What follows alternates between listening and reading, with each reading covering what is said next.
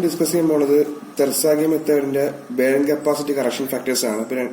അപ്പോൾ കഴിഞ്ഞ വീഡിയോയില് ഞാൻ തെർസാഗി മെത്തേഡിന്റെ അസംഷനും അതിന്റെ പ്രൂഫ് ഞാൻ കഴിഞ്ഞ വീഡിയോയിൽ എക്സ്പ്ലെയിൻ ചെയ്തിട്ടുണ്ടായിരുന്നു. അത് ഞാൻ കമന്റ് ബോക്സിൽ ലിങ്ക് ഇടുന്നുണ്ട്. അപ്പൊ ഇതിലേക്ക് പോവാം. Bearing capacity correction factors.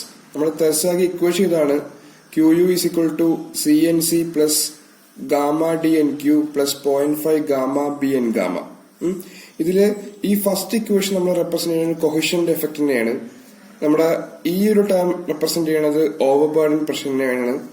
ഈ ഒരു ടേം റെപ്രസെന്റ് ചെയ്യണത് നമ്മുടെ ബേസ് ഓഫ് ദ ഫുട്ടിങ്ങിന്റെ താഴേക്കുള്ള സോയിലിന്റെ എഫക്റ്റിനെയാണ്. ഓക്കെ, അപ്പൊ നമ്മൾ ആദ്യത്തെ കറക്ഷൻ എന്ന് പറയുന്നത് ഷേപ്പ് കറക്ഷൻ ആണ്. അതിന്റെ ടേംസ് എന്ന് പറയുന്നത് SCയും S ഗാമയാണ്. SC എന്ന ടേം നമ്മുടെ ഫസ്റ്റ് ഈ ഇക്വേഷന്റെ ഫസ്റ്റ് ടേമിലേക്ക് മൾട്ടിപ്ലൈ ചെയ്യും. S ഗാമ എന്ന ടേം ഈ ഇക്വേഷന്റെ തേർഡ് ടേമിലേക്ക് മൾട്ടിപ്ലൈ ചെയ്യും. ഓക്കെ, ഇനി നമ്മളൊരു സ്ട്രിപ്പ് ഫുട്ടിംഗ് ആണെന്നുണ്ടെങ്കിൽ സ്ട്രിപ്പ് ഫുട്ടിങ്ങിന്റെ കേസിൽ SCയും S ഗാമയുടെയും വാല്യൂ എന്തായിരിക്കും? 1 ആയിരിക്കും. ഇനി SCയുടെ വാല്യൂ സ്ക്വയർ ഫുട്ടിങ്ങോ അല്ലെങ്കിൽ സർക്കുലർ ഫുട്ടിങ്ങോ ആണെന്നുണ്ടെങ്കിൽ അതിന്റെ വാല്യൂ 1.3 ആയിരിക്കും. ഇനി അത് റെക്ടാംഗുലർ ഫുട്ടിംഗ് ആണെങ്കിൽ SCന്റെ വാല്യൂ 1 + 0.3 B/L. ഇതില് B എന്ന് പറയുന്നത് നമ്മുടെ വിഡ്ത് ഓഫ് ദ ഫുട്ടിംഗ് ആണ്, L length of the footing ആണ്. ഇനി S ഗാമയുടെ വാല്യൂ നമ്മുടെ ഫുട്ടിങ്ങിന്റെ ഷേപ്പ് സ്ക്വയർ ആണെന്നുണ്ടെങ്കിൽ വാല്യൂ 0.8ഉം സർക്കുലർ ആണെന്നുണ്ടെങ്കിൽ വാല്യൂ 0.6ഉം റെക്ടാംഗുലർ ആണെന്നുണ്ടെങ്കിൽ 1 - 0.2 B/L. 1 - 0.2 B/L. അതിൽ B എന്ന് പറയുന്നത് ബേസ് ഓഫ് ദ ഫുട്ടിങ്ങും അല്ലെങ്കിൽ വിഡ്ത് ഓഫ് ദ ഫുട്ടിങ്ങും, L എന്ന് പറയുന്നത് ലെങ്ത് ഓഫ് ദ ഫുട്ടിങ്ങും ആണ്. ഇനി അടുത്തത് വാട്ടർ ടേബിൾ കറക്ഷൻ ആണ്. അതിന് രണ്ട് ടേംസ് ആണുള്ളത്, RW1ഉം RW2ഉം. RW1 നമ്മുടെ തെർസാഗി ഇക്വേഷൻ സെക്കൻഡ് ടൈമിലേക്ക് മൾട്ടിപ്ലൈ ചെയ്യും. അതുപോലെ RW2 തേർഡ് ടൈമിലേക്ക് മൾട്ടിപ്ലൈ ചെയ്യും. അപ്പോൾ നമുക്ക് ഇക്വേഷൻ ഇങ്ങനെ മാറ്റി എഴുതാം. QU is equal to CNC plus RW1 gamma DNQ plus RW2 0.5 gamma BN gamma. ഇനി നമുക്ക് ഈ ഫിഗർ ഒന്ന് അനലൈസ് ചെയ്യാം. ഇപ്പൊ ഇത് നമ്മുടെ ഫുട്ടിംഗ് ആണ്. ഫുട്ടിങ്ങിന്റെ ബേസ് B ആണ്. ഗ്രൗണ്ട് ലെവലിൽ നിന്ന് ബേസ് ഓഫ് ദ ഫുട്ടിംഗ് വരെ ഉള്ളതിനെ depth of the footing DF ആയിട്ട് റെപ്രസെന്റ് ചെയ്തു. ഇനി നമ്മുടെ കണ്ടീഷൻ ഒരു 4 കണ്ടീഷൻസ് നോക്കാനുണ്ട്. ആ കണ്ടീഷൻസിൽ നമ്മുടെ വാട്ടർ ടേബിളിന്റെ പല പൊസിഷൻസ് ആണ് പറയുന്നത്. ഓക്കെ, നമ്മൾ ആദ്യത്തെ കേസിലേക്ക് പോവാം. Case 1, water table below critical line. ഇപ്പൊ എന്താണ് ക്രിട്ടിക്കൽ ലൈൻ എന്ന് പറഞ്ഞു കഴിഞ്ഞാൽ നമ്മുടെ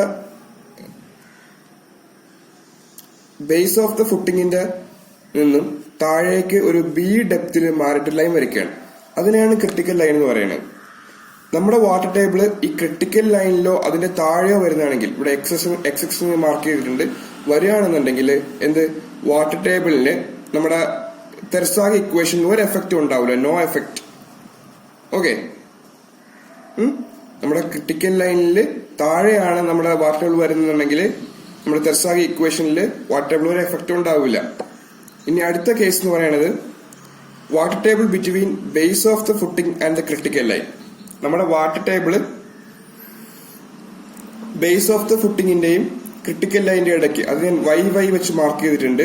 ഇവിടെയാണ് വാട്ടർ ടേബിൾ ഉള്ളതെങ്കിൽ അതിന്റെ എഫക്ട് നോക്കാം.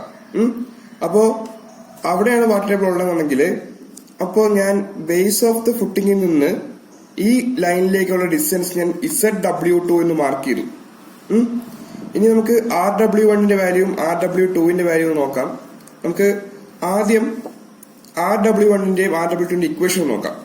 RW1 എന്ന് പറയുന്നത് 0.5 × 1 + ZW1/DF. RW2 0.5 × 1 + ZW2/B. ഓക്കെ, അപ്പൊ നമുക്ക് ഈ കേസില് RW1ന്റെ വാല്യൂ നോക്കാം. നമ്മുടെ വാട്ടർ ടേബിൾ എന്ന് പറയുന്നത് എന്താണ്? ഈ ഒരു ഏരിയയിലാണ് എന്ന് പറയുമ്പോൾ നമ്മുടെ തെർസാഗി ഇക്വേഷന്റെ തേർഡ് ടേമിലാണ് ഈ ഒരു എഫക്റ്റ് വരുന്നത്. സോ നമ്മൾ തേർഡ് ടേം ആണ് മോഡിഫൈ ആവുന്നത്. സോ ആ കേസിൽ നമ്മുടെ ഈ ഓവർ ബേർഡൻ സോയിലിന് ഇതിനൊരു എഫക്റ്റ് ഉണ്ടാവില്ല. സോ RW1 എന്തായിരിക്കും? 1 ആയിരിക്കും. പക്ഷെ RW2ന്റെ വാല്യൂ എന്തായിരിക്കും? 0.5 into 1 plus ZW2/B ആയിരിക്കും. കാരണം ആ ഒരു ഏരിയയിലെ സോയിലിനെ എഫക്ട് ചെയ്യുന്നുണ്ട്. ഇനി നമ്മുടെ തെർസാഗി ഇക്വേഷനിൽ സെക്കൻഡ് ടൈമിൽ ഒരു ഗാമയുണ്ട്, തേർഡ് ടൈമിൽ ഒരു ഗാമയുണ്ട്. അതിന് മോഡിഫിക്കേഷൻ വരും. സെക്കൻഡ് ടൈമിലെ ഗാമ, കാരണം വാട്ടർ ടേബിൾ അതിന്റെ എഫക്റ്റീവ് ഇല്ല. സോ സെക്കൻഡ് ടൈമിലെ ഗാമ എന്തിനായിരിക്കും? അത് തന്നെ ആയിരിക്കും, ഒരു മാറ്റം വരില്ല. ഇനി തേർഡ് ടൈമിലെ ഗാമ എങ്ങനെ മാറാൻ നോക്കി കഴിഞ്ഞാൽ ഇവിടെ എന്ന് പറയുന്നത് നോക്കിക്കോ, ഈ ഏരിയയില് ഒരു സോയിലുണ്ട്, ഈ ഏരിയയിലുള്ള സോയില് എന്താണ്? വാട്ടർ ടേബിൾ അടിയിലാണ്. അപ്പോ ഈ ഏരിയയിലുള്ള ഗാമ എന്ന് പറയുന്നത് ഒരു വെയിറ്റഡ് ആവറേജാണ് എടുക്കേണ്ടിയിരിക്കുന്നത്. അപ്പോൾ ആ ഒരു വെയിറ്റഡ് ആവറേജിന്റെ ഗാമയായിരിക്കും നമ്മൾ തേർഡ് ടൈമിലേക്ക് മൾട്ടിപ്ലൈ ചെയ്യേണ്ടത്. ഓക്കെ, ഇനി നമുക്ക് വരാം R3 എങ്ങനെ കണ്ടെത്തി നോക്കാം. R3 എന്ന് പറയുമ്പോൾ R bulk density into ZW2 plus B minus ZW2 into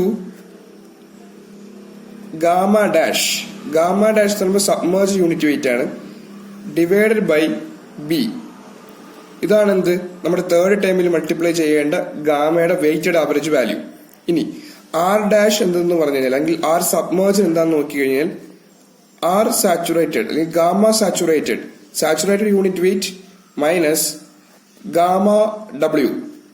okay, ഇതാണ് നമ്മുടെ ഗാമ ഡാഷ് എന്ന് പറയുന്നത്. ഇനി അടുത്ത കേസ് എന്ന് പറയുന്നത് കേസ് 3 ആണ്. നമ്മുടെ water table below ground level, between ground level and base of the footing.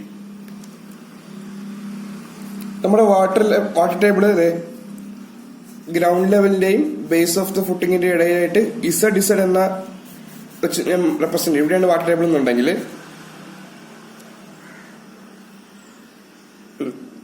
നമ്മുടെ RW1ന്റെ വാല്യൂ എന്ന് പറയുന്നത് എന്തായിരിക്കും നോക്കി കഴിഞ്ഞാൽ, കാരണം സെക്കൻഡ് ടൈമില് അതിന് എഫക്റ്റ് ഉണ്ട്. ഇപ്പൊ 0.5 into 1 plus ZW1/D ആണെന്ത്? RW1. പക്ഷെ RW2ന്റെ വാല്യൂ എന്തായിരിക്കും നോക്കി കഴിഞ്ഞു കഴിഞ്ഞാൽ, കാരണം ആ നമ്മൾ ബേസ് ഓഫ് ദ ഫുട്ടിങ്ങിന് താഴേക്കുള്ള സോയിൽ എന്തായിരിക്കും? സാച്ചുറേറ്റഡ് കണ്ടീഷനിലായിരിക്കും. സോ RW2ന്റെ വാല്യൂ 0.5 ആയിരിക്കും. ഇനി നമ്മുടെ പഴയ പോലെ പറഞ്ഞ പോലെ തന്നെ സെക്കൻഡ് ടൈമിലെ ഗാമ എന്ന് പറയുന്നത് എന്താണ്? നമ്മുടെ ഓവർ ബർഡൻ സോയിലിന്റെ അവിടുത്തെ ഗാമയാണ്. സോ അവിടുത്തെ ഏരിയ ഇപ്പൊ എന്താണ്? ഒരു കുറച്ച് ഏരിയ ഒരു ബൾക്ക് യൂണിറ്റ് വെയിറ്റും ബാക്കി സബ്മേർജ് ആയിട്ടുള്ള കണ്ടീഷനിലിരിക്കുന്നത്. അപ്പൊ അവിടുത്തെ ഗാമ എന്ന് പറയുന്നത് എന്തായിരിക്കും? വെയിറ്റ് ആവറേജ് കൊടുക്കേണ്ടിയിരിക്കുന്നു. സോ അവിടുത്തെ ഗാമ കണ്ടെത്താനായിട്ട് gamma B into ZW1 plus gamma dash into depth of the footing minus ZW1/D. Okay, ഇനി തേർഡ് ടൈമിൽ ഗാമ എന്ന് പറയുന്നത് എന്താണ്? നമ്മുടെ ഗാമ സാറ്റിസ് കൊടുക്കുക. അടുത്ത case 4, water table at ground level. അപ്പൊ നമ്മുടെ വാട്ടർ ടേബിൾ ഇവിടെയാണെന്നുണ്ടെങ്കിൽ എന്താണെന്ന് നോക്കാം. ഇവിടെയാണെന്നുള്ള കേസിൽ നമ്മുടെ ZW1ന്റെ വാല്യൂ എന്തായിരിക്കും? 0 ആയിരിക്കും. ZW2ഉം 0 ആയിരിക്കും. കാരണം നമ്മൾ വാല്യൂസ് എപ്പോഴും താഴേക്കാണ് മെഷർ ചെയ്യുന്നുണ്ടാവുക. സോ ZW1ന്റെ വാല്യൂ 0 ആണ്, ZW2ന്റെ വാല്യൂ 0 ആണ്. അപ്പൊ നമുക്കിവിടെ ZW1ന്റെ വാല്യൂ 0 എഴുതാം, ZW2ന്റെ വാല്യൂ 0 ആക്കുക. ഇത് നമ്മൾ സബ്സ്റ്റിറ്റ്യൂട്ട് ചെയ്യുമ്പോഴത്തേക്കും നമ്മുടെ RW1ന്റെ വാല്യൂ 0.5ഉം RW2ന്റെ വാല്യൂ എന്തായിരിക്കും? 0.5 ആയിരിക്കും. ഓക്കെ, ഇതാണ് നമ്മുടെ കറക്ഷൻ ഫാക്ടേഴ്സ്. ഇനി അടുത്ത ലാസ്റ്റ് കേസ് എന്ന് പറയുന്നത് നമ്മുടെ water table at base of the footing. നമ്മുടെ ഫുട്ടിങ്ങിന്റെ ബേസിലാണ് നമ്മുടെ വാട്ടർ ടേബിൾ ഉണ്ടെന്നുണ്ടെങ്കിൽ ഈ കേസിൽ എന്താണ്? ZW1 എന്തായിരിക്കും? ഡെപ്ത് ഓഫ് ദ ഫുട്ടിംഗ് ആയിരിക്കും. Okay, DF. അതുപോലെ ZW2ന്റെ വാല്യൂ എന്തായിരിക്കും? 0 ആയിരിക്കും. സോ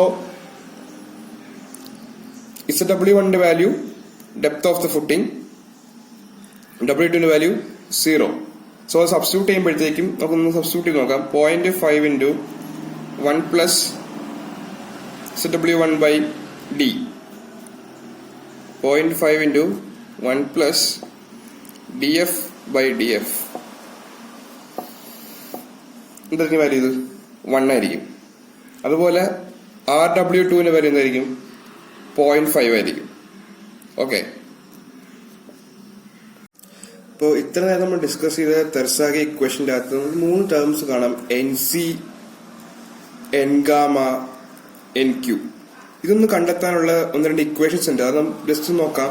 അപ്പം NQന്റെ ഇക്വേഷൻ എന്ന് പറയുന്നത് A² by A cos square 45 plus 5/2.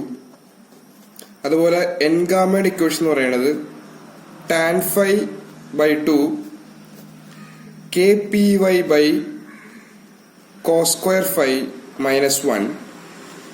NCന്റെ equation എന്ന് പറയുന്നത് NQ മൈനസ് 1 ഇൻറ്റു cot 5. ഇതിൽ A എന്ന് പറയുന്നത് എക്സ്പോണൻഷ്യൽ 3π/4 മൈനസ് 5/2 ഇൻറ്റു tan 5. ഇതില് 5 എന്ന് പറയുന്നത് നമ്മുടെ ഷിയറിംഗ് റെസിസ്റ്റൻസ് ഓഫ് സോയിലാണ്. ഷിയറിംഗ് റെസിസ്റ്റൻസ് ഓഫ് സോയിലാണ് എന്ന് പറയുമ്പോൾ ഈ ഇക്വേഷൻ ഡിപ്പെൻഡ് ചെയ്യുന്നതിനെ മാത്രമാണ്, 5നെ മാത്രമാണ്. അതുപോലെ KPY എന്ന് പറയുന്നത് നമ്മുടെ പാസീവ് പ്രഷറാണ്, passive resistance, passive pressure. Okay, നിങ്ങൾക്ക് ഈ ടോപ്പിക്ക് ക്ലിയർ ആയെന്ന് വിശ്വസിക്കുന്നുണ്ട്. ഇപ്പം എന്തെങ്കിലും ഡൗട്ട്സോ എന്തെങ്കിലും സജഷൻസോ ഉണ്ടെങ്കിൽ താഴെ കമന്റ് ബോക്സിൽ കമന്റ് ചെയ്യുക. അപ്പോൾ താങ്ക് യു സിവിൽ ഗുരുജി.